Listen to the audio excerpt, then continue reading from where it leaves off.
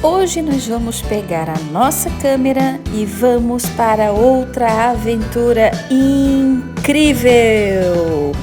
Vamos visitar os museus, particularmente o Museu Imperial, que fica no Rio de Janeiro, na cidade de Petrópolis. Petrópolis é uma importante cidade turística do Rio e foi fundada por iniciativa de Dom Pedro II. Por isso o seu nome, Petro de Pedro e Polis de cidade, uma homenagem a Dom Pedro. O museu está instalado no Palácio de Verão de Dom Pedro II e possui o maior acervo sobre a história imperial do Brasil. Veja como foi o início dessa história. Tudo começou em 1830, quando Dom Pedro I, encantado com o clima fresco da região serrana do Rio, comprou a fazenda do Córrego Seco, com planos de construir um palácio no lugar.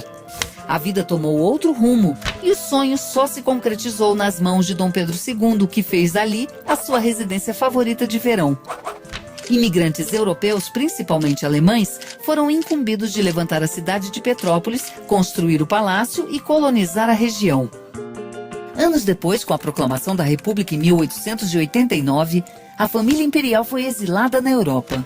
A princesa Isabel, única herdeira, alugou o Palácio de Petrópolis para o educandário Notre-Dame de Sion. Mais tarde, veio o Colégio São Vicente de Paulo e foi um aluno apaixonado por história que teve a iniciativa de transformar o prédio em um museu histórico. O presidente Getúlio Vargas, em 1940, criou o Museu Imperial. E agora nós vamos entrar na casa de Dom Pedro II. Mas para entrar nós temos que calçar essas pantufinhas para proteger o chão e para ter um controle do número de visitantes. Quem vai nos conduzir nessa visita é a Ana, que é chefe da área de museologia. Imperial. Estamos na primeira sala, que nós denominamos de sala dos diplomatas. Local que o imperador recebia exatamente os diplomatas, os senadores, os chefes de província, para então aqui fazer o que não era muito do seu agrado, que era fazer a política. É um palácio de verão, por isso não é um palácio muito rico. Obviamente, se prestarmos atenção no mobiliário, na sala, nos lustres, na tapeçaria, é bem diferente para a época e tem sua riqueza, o seu luxo, ainda que o imperador é uma pessoa bem simples. Dom João VI, avô do morador desta casa, avô de Dom Pedro II, e quem traz a corte para o Brasil, obviamente deixando aqui o seu filho Pedro I, que mais tarde funda o Império Brasileiro. Eu convido vocês a passarmos para outra sala, para podermos termos uma ideia do que seria esse período do Império no Brasil.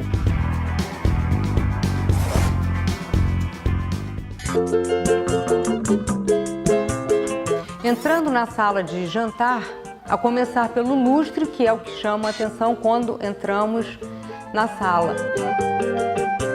Quando notamos que a mesa, a refeição é tão detalhista, tão rica, há uma importância tão grande que cada prato tem uma imagem ao seu fundo.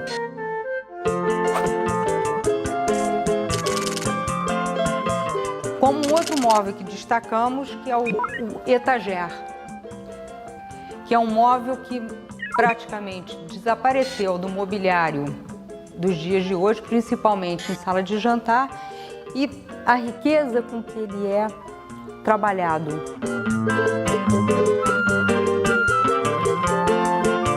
Esta era a sala onde a família recebia seus convidados para pequenos bailes e saraus. O Museu Imperial faz encenações de saraus para os visitantes.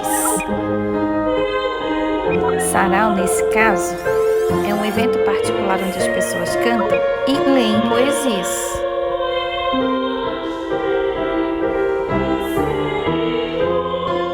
Um violino ofertado a Dom Pedro II pelo próprio Mendelssohn, um violinista que mandou confeccionar com as armas do Império, especificamente para o imperador Pedro II. Uma das obras mais conhecidas de Mendelssohn é O Sonho de uma Noite de Verão, que inclui a famosa Marcha Nupcial. O grande destaque nessa sala de música e baile é essa peça, que é uma espineta confeccionada por Matthias Boston em 1789. E é o único exemplar que se tem notícia que sobreviveu, feito pelo Matthias Boston. É uma peça que provavelmente tenha vindo com a família real.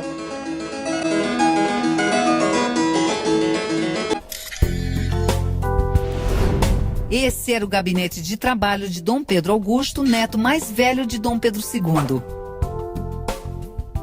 Como a princesa Isabel custou a ter filhos, ele durante muito tempo foi considerado o herdeiro da coroa. Conta a história que ele acreditava tanto nisso que quando veio a proclamação da República teria surtado e continuado a acreditar que um dia ainda botaria a coroa de rei.